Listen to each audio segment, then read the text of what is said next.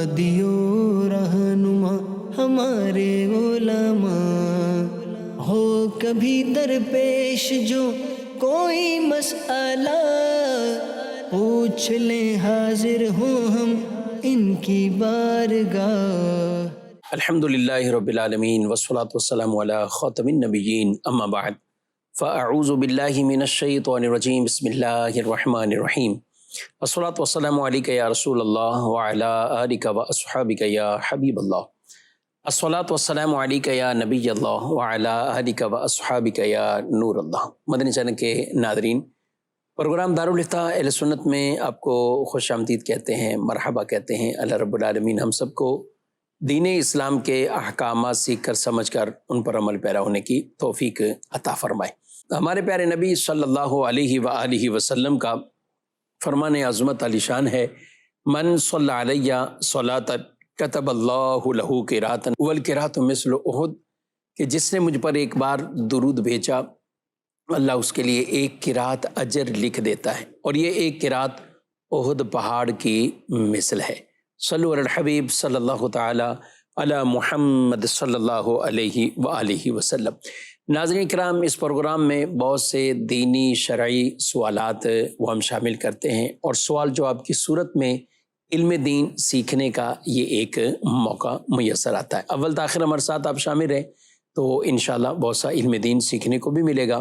آج ہمارے پروگرام میں شامل ہیں مفتی محمد کفیل رضا عطاری صاحب، ان کو بھی خوش آمدید کہتے ہیں۔ کیسے مزاج گرامی؟ الحمدللہ علی کل حال، ماشاءاللہ۔ بڑھتے ہمارے پاس کچھ ویڈیو سوالات ہیں تو دیکھتے ہیں ہمارے ناظرین کیا پوچھ رہے ہیں۔ میرا نام محمد اویس ہے۔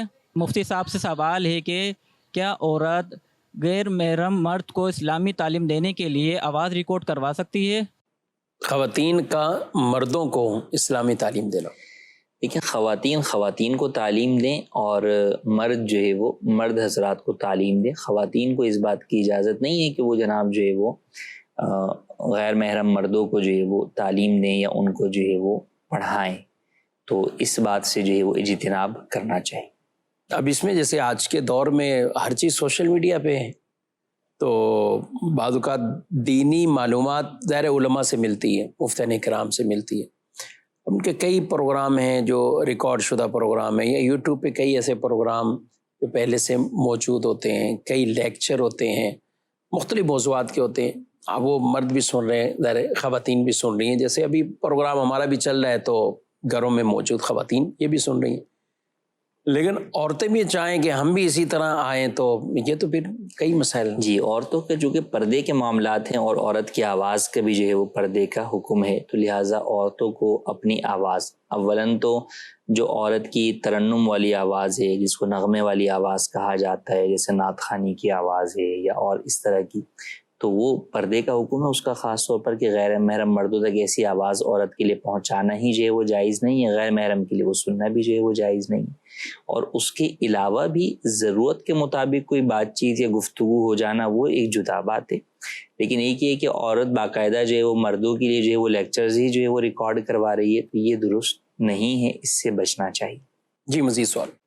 کچھ لوگ نا جیسے سلام ولام نہیں کرتے ہم، تو وہ بھائی بات بھی نہیں کرتے ہم سے، بھائی ہم آئے تھے آپ نے سلام نہیں کیا ہم سے، تو بات ختم کر دیتے ہیں، ناراض ہو جاتے ہیں۔ اس میں ان لوگوں کو کیا سمجھائیں؟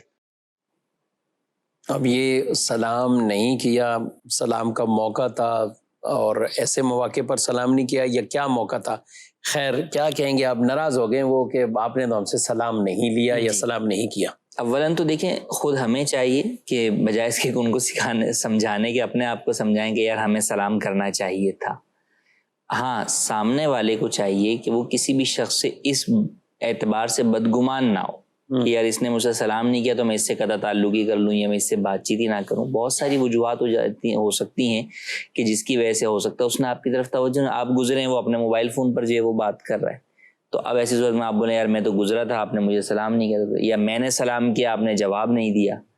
تو کئی دفعہ ایسا ہوتا ہے کہ سلام کا جواب دینا جو ہے وہ واجب نہیں ہوتا، ہاں حتی الامکان چاہیے یہ کہ سلام کا جواب دے دیا جائے، لیکن اب اگر ایک شخص مثال کے طور پہ میں اور آپ بات کر رہے ہیں، تیسرا شخص جو ہے وہ سلام کرتے ہوئے گزر جائے، تو اب میرے اوپر یہ ضروری نہیں ہے کہ ہم دونوں اپنی گفتگو ختم کر کے پہلے ان حضرت کو جو ہے وہ سلام کا جواب دیں، نہ انہیں سلام بھی نہیں کرنا چاہیے ایسے موقع کے اوپر کہ بھئی جب یہ دونوں افراد مصروف ہیں, گفتگو کر رہے ہیں, تو ایک یہ کہ آپ مجھ سے ملاقات کے لیے آئے ہیں اور مجھے آپ سلام کر رہے ہیں اور اب میں آپ کے سلام کا جواب نہیں دے رہا, تو یہ میرے لیے ایسا کرنا جائز نہیں ہے. میں گناہ گار ہوں گا کہ جو سلام تحیت ہے, جو ملاقات کی غرض سے آنے والا سلام کر رہا ہے, تو پھر ایسی صورت میں مجھ پر اس سلام کا جواب دینا واجب ہے. لیکن اگر ایسا جو ہے وہ نہیں ہے, کئی دفعہ ایسا ہوتا ہے کہ ہم گزر رہے ہیں, کئی لوگ جو ہے وہ سلام جو ہے وہ کر رہے ہوتے ہیں, اسی طرح جو بڑے جان پہچان والے لوگ ہوتے ہیں, شخصیات ہوتی ہیں, تو انہیں جو ہے وہ گزرنے والی درجنوں لوگ جو ہے وہ سلام کر رہے ہوتے ہیں, تو ان کے لیے سب کا سلام کا جواب دینا بھی ممکن نہیں ہوتا, ان کی آواز بھی بسا اوقات جو ہے وہ نہیں پہنچ سکتی ہے. تو لہٰذا ہمیں یوں بدگمان نہیں ہونا چاہیے. ہاں اگر اچھا وہ اپنی ایک آزمائش میں ہوتے ہیں جی, اور لوگ ان کے بارے میں یہ گمان کر رہے ہوتے ہیں کہ یار بڑے مغرور ہو گئے, متکبر ہو گئے, ہمارے سلام کا بھی جو ہے وہ جواب نہیں دے رہے. اور بسا اوقات اس طرح کی جو نا کلپس بھی سوشل میڈیا کے اوپر لوگ چلا رہے ہوتے ہیں نا کہ یار یہ دیکھیں فلاں غریب نے سلام کیا تو وہ حضرت گزر گیا اور انہوں نے جو ہے نا وہ اس کے سلام کا جواب نہیں دیا. تو کئی جگہ ممکن نہیں ہوتا اس شخص کے لیے, وہ اپنا کسی تیزی میں جا رہا ہے, اب آپ اس کا ہاتھ پکڑ کے جو ہے وہ کھڑے ہو جائیں. تو حتی الامکان چاہیے کہ ٹھیک ہے, ہمیں اس بات کا خیال رکھنا چاہیے کہ کوئی مسلمان اگر ہماری طرف آ رہا ہے تو ہمیں اسے ویلکم جو ہے وہ کرنا چاہیے. اچھا بسا اوقات نہ کرنا بھی ضروری ہوتا ہے, سیکیورٹی کے ایشوز ہوتے ہیں بعض لوگوں کے ساتھ, کیا وہ ہر ایک کے ساتھ نہیں جو ہے وہ اس طریقے سے ہاتھ ملا سکتے یا ملاقات کر سکتے ہیں. تو بہرحال بدگمان جو ہے وہ نہیں ہونا چاہیے, نہ ہی اس بارے میں قطع تعلقی کرنی چاہیے. آپ کا بہت قریبی ایسا شخص ہے جس کے بارے میں آپ کو ایسی کوئی غلط فہمی ہو گئی ہے کہ یار یہ مجھے توجہ نہیں دے رہا, تو آپ اس کے ساتھ مل بیٹھ کر گفتگو کر لیں کہ یار میں آیا تھا اس وقت, آپ کو سلام بھی کیا تھا, آپ نے جواب نہیں دیا, تو مجھے لگا کہیں آپ مجھ سے خفا نہ ہو. تو یوں بات کر کے معاملہ حل کرنا ہے کہ ادھر وہ آپ کے بارے میں کوئی بدگمانی لے کر بیٹھا ہوا ہے اور ادھر آپ جو ہے وہ بدگمانی لے کر بیٹھ گئے اور قطع تعلقی جو ہے وہ کر لی. اچھا ایک صورت یہ آج کل جیسے واٹس ایپ کر دیا, میں نے آپ کو السلام علیکم لکھا تھا یا سلام لکھا تھا, اچھا موبائل ہی بچوں کے ہاتھ میں, انہوں نے ہی دیکھ لیا اور سب کچھ ہو گیا, یا نہیں دیکھا, اتنے میسج آئے کہ وہ سلام دیکھا ہی نہیں, یہ آپ نے تو سلام کا جواب ہی نہیں دیا, تو آپ سے کیا بات آدمی کرے اس کے بعد. اچھا پھر یہ کہ ان نون کوئی میسج آیا ہوا ہے, سلام کیا ہوا ہے, تو میں کیا کروں اس کو, کیا کام کیا آپ کو, کیا بات ہے. ویسے تو روزانہ اگر کئی جو وہ میسیجز آ جائیں تو ہر ایک کے اوپر بندہ پھر وعلیکم السلام ہی جو ہے وہ کرتا رہے گا, تو وہ بھی جو ہے وہ ضروری جو ہے وہ نہیں ہوتا. تو اس لیے بدگمانی بہرحال نہیں کرنی چاہیے, اور ہمیں چاہیے کہ ہمیں اگر کسی کے بارے میں یہ پتہ لگتا ہے کہ یار وہ شخص میرے بارے میں بدگمانی میں یا غلط فہمی میں مبتلا ہے, تو ہمیں جا کر اس کی اس غلط فہمی کو دور کرنا چاہیے. بڑی آزمائش بعض اوقات جو جن کی یہاں شادی ہوتی ان لوگوں کو, ایک تو مہمانوں کو بٹھانا, ویلکم کرنا, کھانے پینے کی ٹینشن, دوسرا اگر کسی سے کوئی سلام دعا رہ گئی اور یہ اپنی ٹینشن میں بھاگ رہا ہوتا ہے, کہ انتظامات بھی دیکھ رہا ہوتا ہے, اب آئے وہ ٹیبل پہ بیٹھ گئے اور نہیں پوچھا یا سلام نہیں لیا, تو یہ بھی کئیوں کے ناراضگی کے باعث ہو جاتے ہیں کہ دیکھیں ہمیں تو پوچھا نہیں. اچھا پھر پوچھا لیکن ویسا نہیں پوچھا جیسا پوچھنا چاہیے تھا. فلاں کے ساتھ تو بڑی دیر کھڑے ہو کر جو ہے وہ مسکراتے جو ہے وہ رہے, بات چیت کرتے رہے, مجھے بس صرف سلام کر کے جو ہے مجھے بٹھا دیا.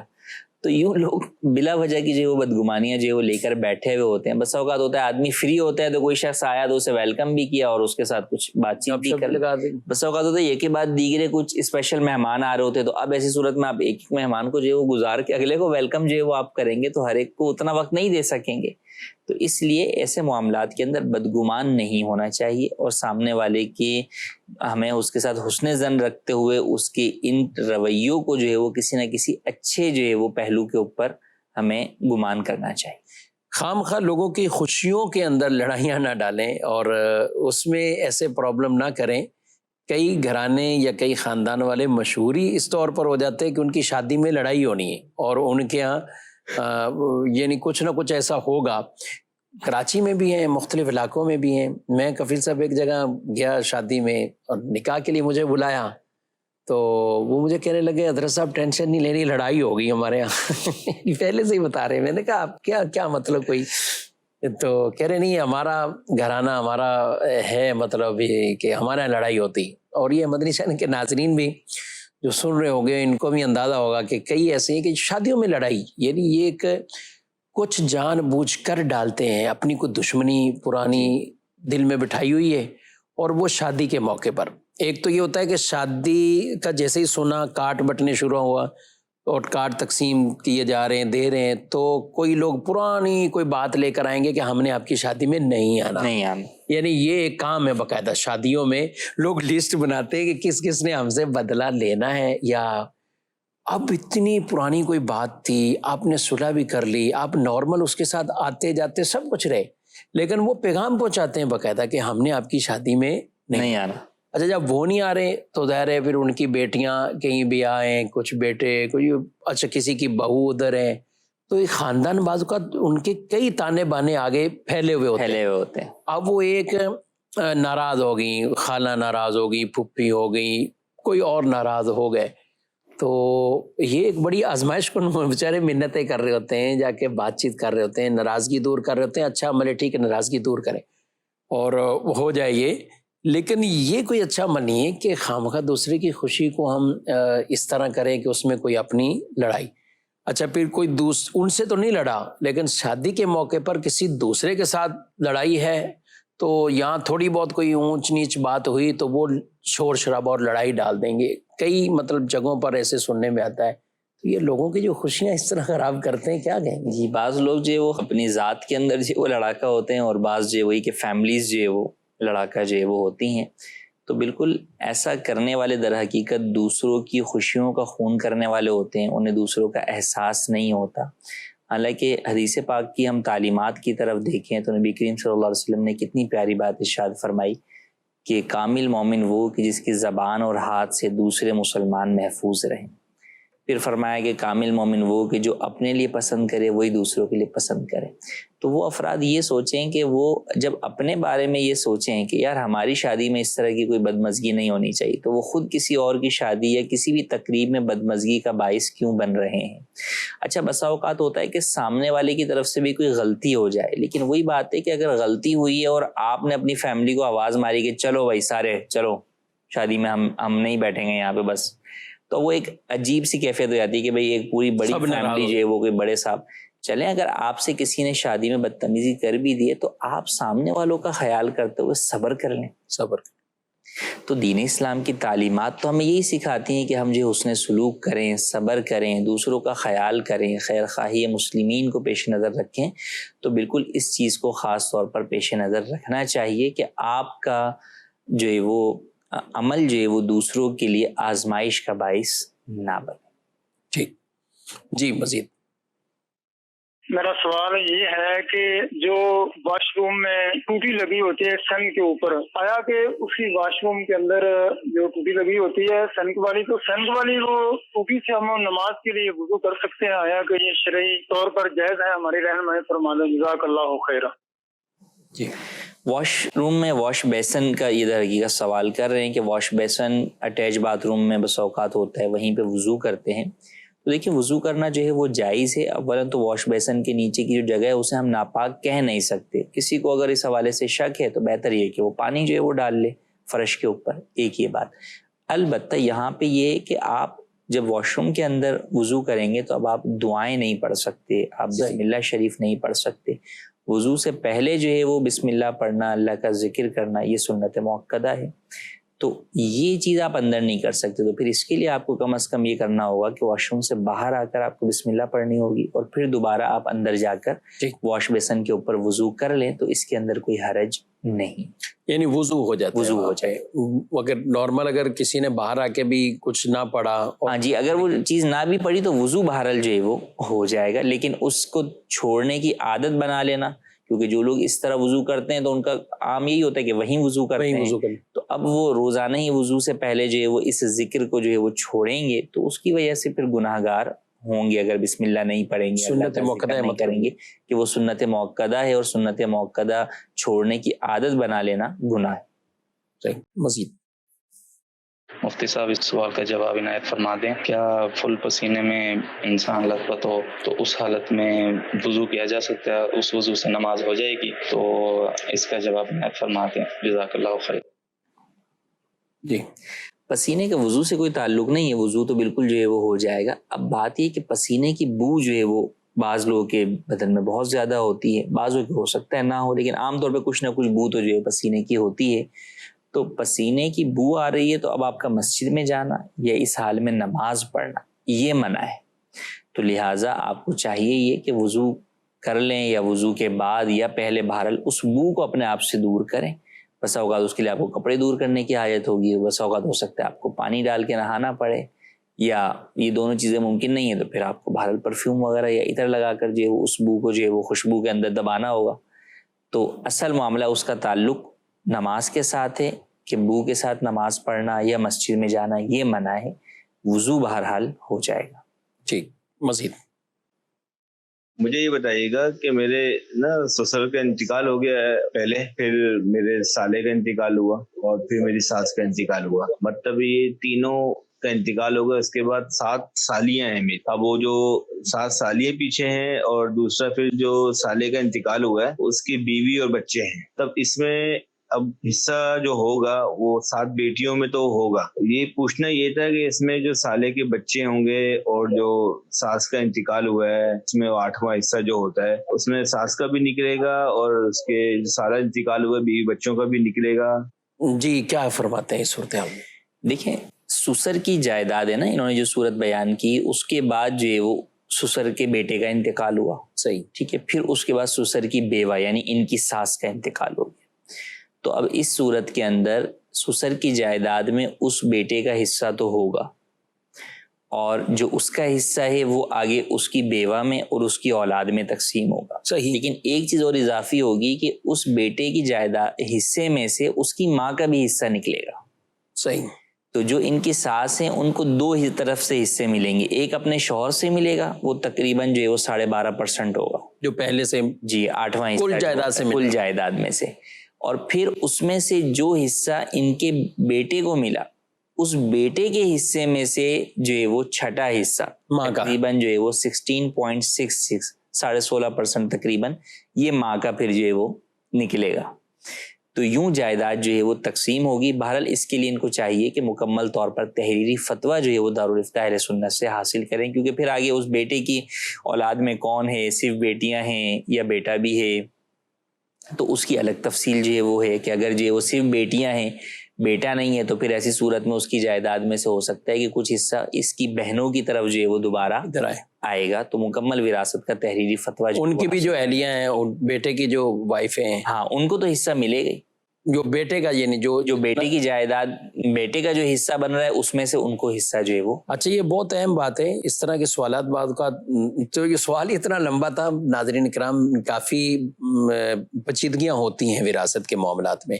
اگر تو سرسری سے کوئی معلومات لینی ہے تو دارالفتہ اہل سنت کا یہ نمبر اپنے پاس رکھیں اور اس پر، لیکن اس کے حوالے سے بہتر یہی ہے کہ آپ دارالفتہ اہل سنت کی کسی برانچ میں باقاعدہ جائیں اور اپنی تحریر دے دیں.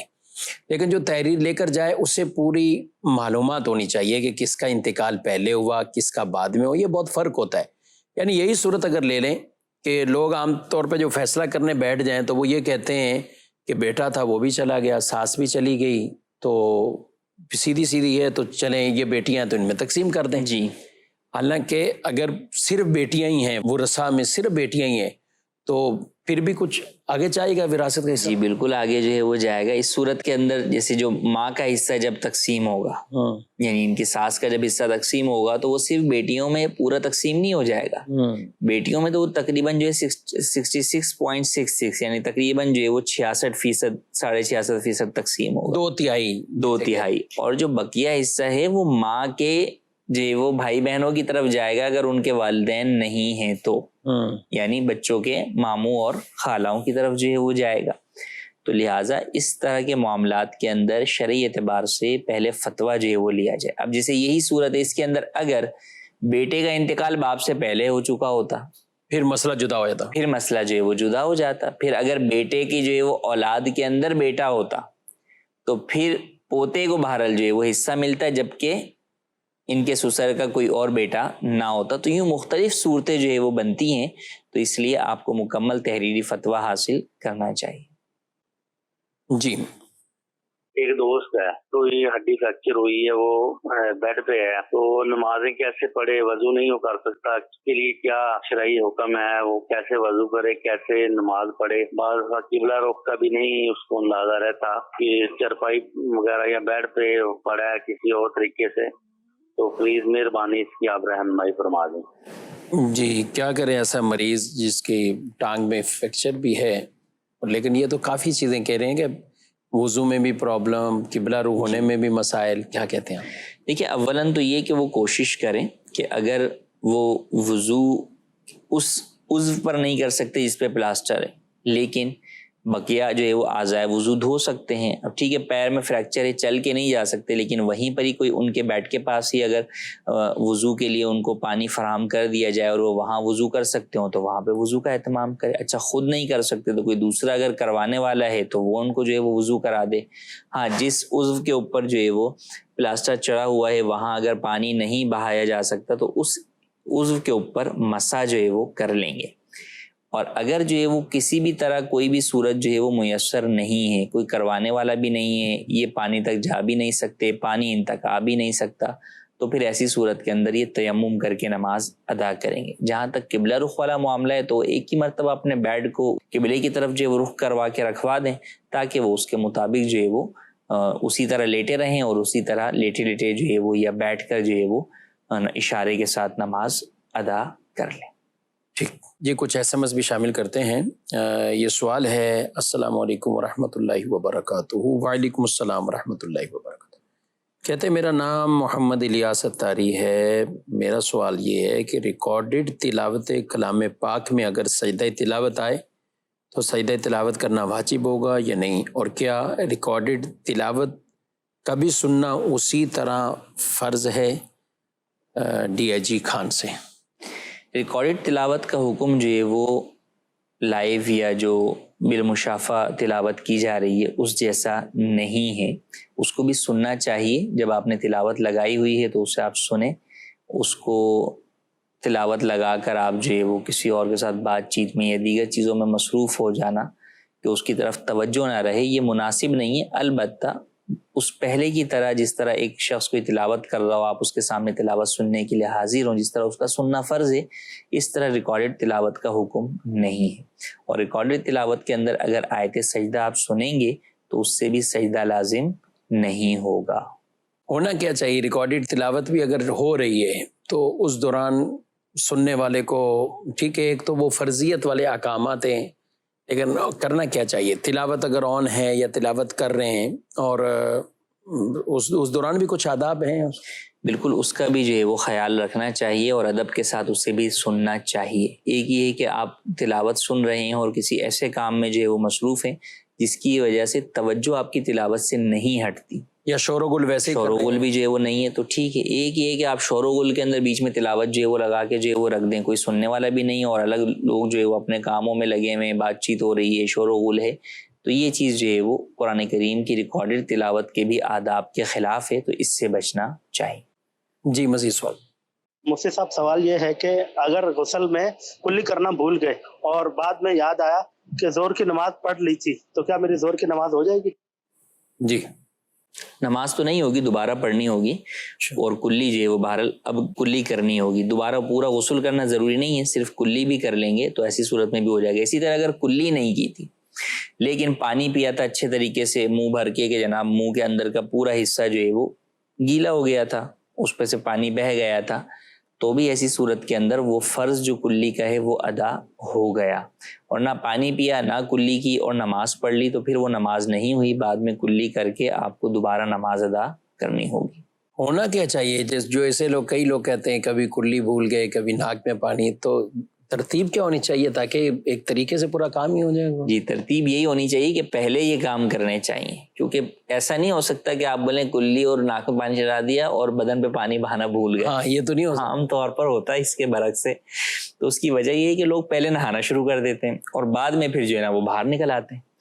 تو جو سنت طریقہ ہے غسل کا اس میں یہی ہے کہ آپ وضو کریں ٹھیک نماز کی طرح کا، تو اس وضو کے اندر ہی آپ جو ہے وہ کلی بھی کر لیں گے اور ناک میں پانی بھی جو ہے وہ چڑھا لیں گے آپ. لیکن ایک طبقہ وہ بھی ہوگا نا کہ وضو میں بھی یہ عادت نہیں ہے جی کہ کلی وضو بھی آپ نارمل دیکھیں، بعض لوگ جو ہے کرتے نہیں کرتے. تو بہرحال وضو کے اندر بھی یہ دونوں چیزیں سنت موقدہ ہیں، کلی کرنا اور ناک میں پانی چڑھانا، اور غسل کے اندر تو بہرحال فرائض کے اندر ہے.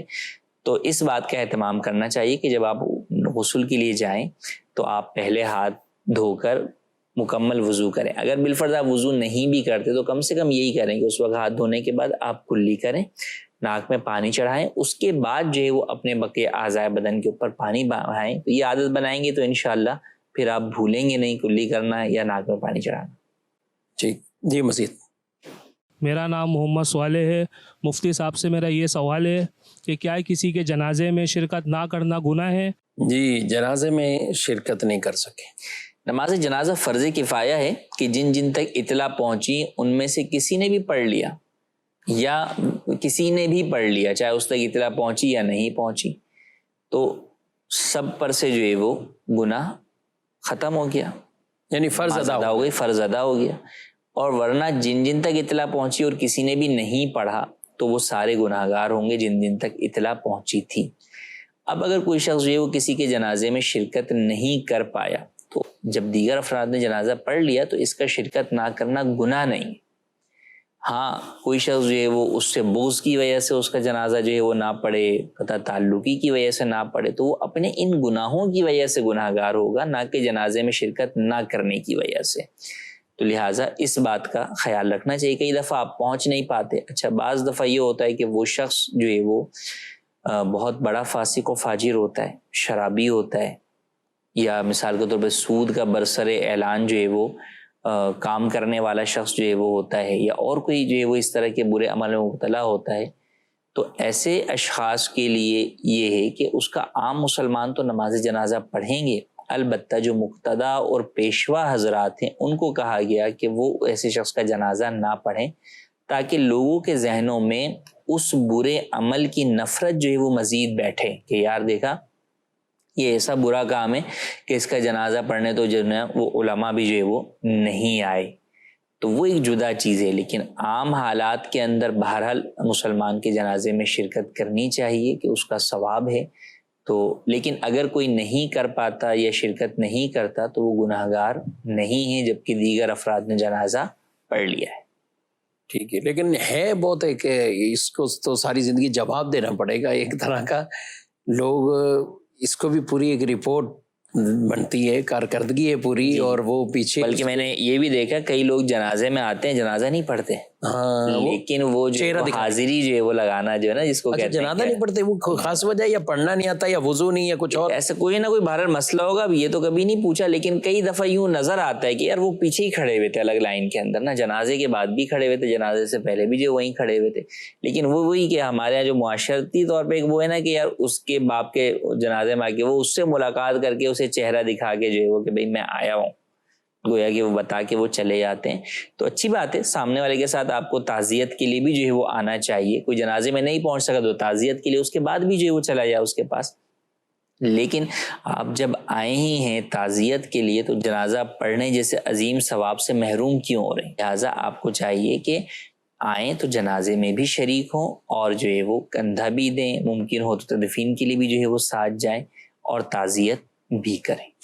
جیسے کہا کہ اجازت لے کے رخصت ہو جائیں, ملاقات کر رخصت ہو جائیں. اب یہ تو آپ نے اچھی توجہ دلائی کہ جنازے میں آ کر بھی جنازہ نہیں پڑھنے والے یہ تو محرومی ہے, لیکن جو جنازے میں آئیں اور جنازے کے انتظار میں ہوں, اس سے پہلے جو فرض نماز ہو رہی ہے اس میں نہیں آئیں گے, یہ بھی آپ کو تعداد نظر جی جی بالکل, یعنی وہ باہر ہی کھڑے رہیں گے, وہ آئیں گے نہیں اندر نہیں آئیں گے. وہ پوری ظہر کی جماعت ہو گئی یا عصر کی نماز ہے اور وہ باہر ہی کھڑے ہیں, آپ آئیں گے تو وہ آپ کو نظر آئیں گے. یعنی یہ کہ جو آئی نہیں اندر سرے سے ہی نماز کے لیے ایسے ہی وہ نہیں آئے یا انتظار میں رہتے ہیں یا پہنچتے ہی اس ٹائم میں ہیں کہ وہ کہیں گے ہم نے جنازے کے ٹائم پہنچنا ہے. ٹھیک ہے, ہم یہ کسی کی بدگمانی ہم یہ نہیں کریں گے کہ اس نے بعد میں بھی نماز نہیں پڑھی, لیکن جو ظاہری قرینہ یہ بتا رہا ہے کہ جب آپ نے وضو بھی کر لیا سب کچھ ہے اور آپ آ بھی جماعت سے پہلے گئے پھر بھی آپ جماعت میں شامل نہیں ہیں, تو یہ کتنے افسوس والی بات ہے کہ وہ جنازہ جو فرض کفایہ جسے اللہ پاک نے سب مسلمانوں پر یوں فرض رکھا ہی نہیں ہے کہ سارے کے سارے اس میں شامل ہوں اور اس کو ادا کریں. چند نے بھی پڑھ لیا ادا ہو جائے گا, ایک نے بھی پڑھ لیا ادا ہو جائے گا, اس کے لیے اتنی ہم تگودو کر رہے ہیں صرف کس لیے کہ وہ جس سے تعزیت کرنی ہے وہ ناراض نہ ہو. تو جو فرض آپ نے نماز چھوڑی تو رب کیا ناراض نہیں ہوگا؟ رب کی ناراضگی والے یہ کام نہیں کر رہے. تو اس لیے اپنے ان معاملات کو ضرور دیکھنا چاہیے, اور یہ جنازہ ہو یا کوئی بھی عمل ہو یہ ہم نے سب کچھ کرنا ہی اللہ کی رضا کے لیے. نماز جنازہ میں بھی اگر محض اس کی آدمی کی تعزیت کی رضا تھی یا اسی کو خوش کرنا تھا تو پھر اس پر ثواب کس چیز کا ملے گا اگر صرف یہی نیت لے کر ہی آئے تھے. تو اس لیے رب کو راضی کریں، رب کو راضی کریں، کیونکہ رب راضی ہوگا تو انشاءاللہ دنیا بھی بہتر ہوگی اور آخرت بھی بہتر ہوگی. کفیل صاحب کہتے ہیں نا کہ اگر کوئی آدمی افسر اس کے والد کا انتقال ہو تو اس کے جنازے میں بہت آتے ہیں جی، لیکن افسر جب خود مرتا ہے تو پھر وہ جتنے بھی تعلقات اس بہت طور پر تھے کہ اسی وجہ سے ہے تو پھر یوں نہیں ہے کہ اس کے بھی جنازے میں لوگ اسی طرح آئیں گے. ایسا نہیں، کیونکہ اب منصب والا ہی چلا گیا، جس کا منصب تھا اب کون پیچھے، اس سے اب کیا فائدہ؟ کیا فائدہ؟ اب اس کی والدہ فوت ہو تو کہاں کہاں سے تعزیت اور کہاں کہاں سے لوگ پہنچ جائیں گے اس کے لیے کہ اس کی والدہ فوت ہوگی، اس کی بیوی فوت ہوئی ہے، اس کا باپ والد فوت ہوا ہے. لیکن جب اس نے خود ہونا ہے تو اس کا مطلب کہ لوگوں کا وہ تعلق رشتہ ایک منصب سے کے ساتھ تھا، وہ یوں نہیں تھا کہ اس کے اندر خاص للہیت پائی جا رہی تھی یا جنازے کے اس عمل کی وجہ سے وہ اس میں شریک ہو رہے تھے. تو بہرحال یہ چوٹ کرنے کے لیے کہا ہے، ہمیں اپنے اخلاق انداز اچھے رکھنے چاہیے اور ہر ایک کی ہم بات بھی نہیں کر رہے، بعض بہت اچھے ہوتے ہیں، ظاہر ہے لوگوں کو ان کے جنازے اور ان کی موت کے دکھ بھی ہوتے ہیں اور وہ لوگ پہنچتے بھی ہیں. ہونا یہ چاہیے کہ ہماری نیکی والی کوئی شہرت ایسی کہ کردار اچھا، حضور علیہ الصلوۃ والسلام سے محبت، حضور علیہ الصلوۃ والسلام کی سنتوں سے محبت، کہ اب لوگ اگر جنازے میں بھی آتے ہیں تو وہ ایک خاص یہ دینی ایک مقصد اور للہیت والا پہلو وہ زیادہ غالب ہوتا ہے. اللہ ہمیں یہ باتیں سب کو سمجھنے کی توفیق عطا فرمائے. مزید سوال. میرا نام عبد الغنی ہے. میرا مفتی صاحب سے یہ سوال ہے کہ کیا دین کی باتوں پر ہنسی اڑانا کفر میں داخل کر دیتا ہے؟ برائے کرم جواب ارشاد فرما دیجیے. جی، دین کی باتوں پر ہنسی اڑانا، دیکھیں دین کا استہزاء کرنا، ہنسی اڑانا، احکام شرع کا جو ہے وہ مذاق بنانا، یہ انسان کو دائرہ اسلام سے خارج کر دینے والی چیز ہے، کیونکہ دین تو اللہ کی طرف سے ہے. تو گویا کہ آپ اگر کسی کے بھی حکم کا مذاق اڑاتے ہیں تو گویا کہ آپ اس کا مذاق جو ہے وہ اڑا رہے ہیں. تو ایسا کرنا جو ہے وہ بالکل کفر کی طرف جو ہے وہ لے جانے والی چیز ہے. کئی دفعہ انسان دائرہ اسلام سے خارج ہو جاتا ہے. کئی لوگ اس چیز کی طرف توجہ نہیں دیتے، وہ ہر چیز مذاق اور مسخری کے اندر جو ہے وہ اڑا رہے ہوتے ہیں. کبھی فرشتوں کا مذاق اڑا رہے ہوتے ہیں، کبھی جو ہے وہ جنت دوزخ کا جو ہے وہ مذاق اڑا رہے ہوتے ہیں اور دیگر معاملات کے اندر. تو وہ اس چیز کی طرف توجہ نہیں دے رہے ہوتے کہ ہم بول کیا رہے ہیں.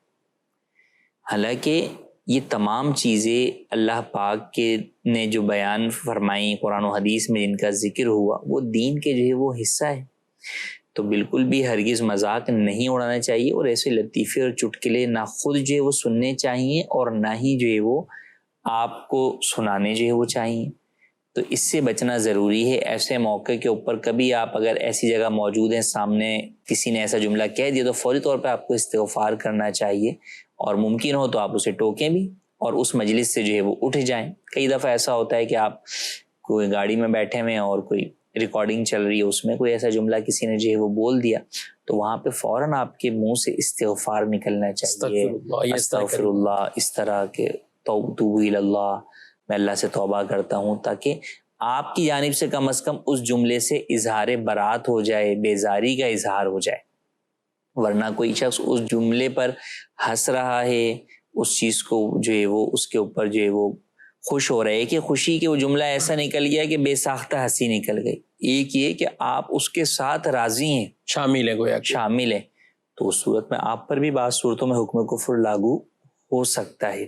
تو بالکل بھی دین کے معاملات کے اندر ہرگز مذاق نہیں کرنا چاہیے. بعض لوگ لا علمی کی بنا پر کوئی چیز نہیں بھی پتہ ہوتی اس کا انکار کر دیتے ہیں. تو بھئی وہ آپ کو جب نہیں پتہ تو آپ انکار نہ کریں. آپ اس کا آپ زیادہ سے زیادہ یہ کہہ دیں کہ بھئی مجھے نہیں معلوم، علماء بتائیں گے کہ یہ چیز جو ہے وہ کس حد تک درست ہے یا کس حد تک درست نہیں ہے. تو کئی لوگ یہ ہوتے ہیں یار ہم نے تو آج تک نہیں سنا. بھئی آپ نے نہیں سنا تو آپ نے سنا کتنا ہے؟ اس کا مطلب یہ تو نہیں وہ چیز ہے ہی نہیں. آپ نے دین پڑھا نہ سنا، اب آپ بول رہے ہم نے نہیں سنا لہٰذا دین کا یہ حصہ نہیں ہے. تو یہ تو آپ کی کم علمی ہے نا. تو لہٰذا آپ اپنے علم کو بڑھائیں، دین کی کسی بھی چیز کو اس طرح رد نہیں کرنا چاہیے. اور قرآن پاک میں بھی ان لوگوں کے یعنی یہ اصل تو یہ کفار کی ایک عادت تھی کہ وہ دین کے شعار، دین کی اذان، یہ وہ سب چیزوں کا ایک طرح کا مذاق اور مسخری وہ کرتے تھے، کھیل بنا لیتے تھے. تو اللہ پاک نے بھی قرآن پاک میں ارشاد فرمایا وَذَرِ الَّذِينَ اتَّخَذُوا دِينَهُمْ لَعِبًا وَلَهْوًا، کہ ان لوگوں کو چھوڑ دو کہ جنہوں نے اپنے دین کو ہنسی اور کھیل بنا لیا. تو دین کے چاہے کام، اور ایسے کئی لوگ ہیں واقعی صحیح کہہ رہے ہیں کہ نماز ہے، روزہ ہے، دیگر، اور لوگوں نے لطیفوں اور اسی طرح کے پروگرامز یا سوشل میڈیا پر تو دین کے ہی معاملات کے معاذ اللہ کئی ایسے ہیں کہ جو مذاق اڑانے والے بن گئے، اور ہنسی مذاق میں ہی ایسی ایسی چیزیں بعض اوقات وہ کر جاتے ہیں کہ بظاہر تو تفریح کر لی کہ تھوڑی تفریح، لیکن سوچتے نہیں کہ ہم سے یہ کتنا بڑا گناہ، اور کبھی کبھی کوئی ایسے معاملات بھی، یہ کلمات بھی ہوں گے کہ جو کفر کے زمرے میں آتے ہوں گے. علمان الحفیظ. تو ان چیزوں سے ضرور اپنے آپ کو بچانا چاہیے. جی سوال ہے ایس ایم ایس پر کہ ربیع الاول میں کتنے روزے رکھے جا سکتے ہیں؟ جتنے چاہے روزے رکھ سکتے ہیں، کوئی ممانعت جو ہے وہ ربیع الاول میں رکھنے کی نہیں ہے. البتہ خاص طور پر جو اہتمام کیا جاتا ہے وہ 12 ربیع الاول نبی کریم صلی اللہ علیہ وسلم کی ولادت کے دن کا اہتمام کیا جاتا ہے، کہ نبی کریم صلی اللہ علیہ وسلم جو ہے وہ پیر شریف کو روزہ رکھا کرتے تھے، اور اس کی وجہ یہ بیان فرماتے تھے کہ اسی دن جو ہے وہ میں پیدا ہوا. تو اسی مناسبت سے مسلمان جو ہے وہ سال کے اندر 12 ربیع الاول کے موقع کے اوپر، میلاد النبی کے موقع پر جو ہے وہ روزہ رکھتے ہیں. تو اس دن خاص طور پہ اہتمام کرتے ہیں. کوئی چاہے کہ ابتدائی 12 دن جو ہے وہ روزے رکھے تو اس میں بھی کوئی حرج نہیں. 12 دن رکھنے والوں سے ہم مشورہ دیں گے کہ اس دفعہ 1500واں جشن ولادت ہے تو 15 روزے کر لیجئے. اگر ہیں ماشاءاللہ کئی ایسے ہیں کہ جو 12 بھی رکھتے ہیں مختلف، اور جلوس میلاد میں بھی ایسے کئی لوگ ہیں ماشاءاللہ کہ وہ روزے کی کیفیت حالت میں رہتے ہیں اور روزہ رکھتے ہیں. امیر اہل سنت دامت برکاتہم العالیہ کا تو برسوں سے یہ معمول اس انداز سے میلاد شریف کے موقع پر یہ رہا ہے. بہرحال نفلی روزے ہیں، کوئی ممانعت کسی طرح کی ہے نہیں، اگر کوئی اور دیگر کاموں میں، دیگر معاملات میں رکاوٹ نہیں ہے. اس طرح خواتین ہیں تو پاکی کے ایام بھی ہیں، گھر میں بھی کسی طرح کے کوئی رکاوٹ اور معاملات میں پریشانی نہیں تو وہ روزہ رکھ سکتے ہیں، اور رکھنا بھی چاہیے. اللہ پاک سب کو میلاد شریف کا مہینہ جو آنے والا ہے اللہ اس کی برکتیں عطا فرمائے، اور ہمیں اس میلاد شریف کے مواقع پر خاص وہ عمل بھی کرنے چاہیے. 1500 مرتبہ درود پاک پڑھنے کی ابھی صحیح گویا کہ نیت کر لیں کہ 1500 ہر روز 1500 بار درود پاک پڑھنا ہے تو انشاءاللہ یہ برکتیں نصیب ہوں گی. اللہ پاک ہم سب کو دین اسلام کے احکامات پر عمل کی توفیق دے. ناظرین کرام، آپ کے کئی ایسے شرعی ضروری سوالات جو پروگرام میں تو شامل نہ ہو سکے لیکن آپ کو چونکہ سیکھنے ہیں، لازم بھی ہیں، تو کئی ایسے درپیش آ جاتے ہیں. اب وہ نکاح کا ہو، طلاق کا ہو، وراثت کا ہو، تو دارالتحریر سنت کا یہ نمبر اپنے پاس رکھیے. اس نمبر پر آپ بات کر سکتے ہیں. اللہ پاک ہم سب کو دین اسلام کی تعلیمات درست سیکھ کر عمل کی توفیق عطا فرمائے. آمین بجاہ النبی الامین صلی اللہ علیہ وسلم. ہادی و رہنما ہمارے علماء، ہو کبھی درپیش جو کوئی مسئلہ، پوچھ لیں حاضر ہوں ہم ان کی بارگاہ.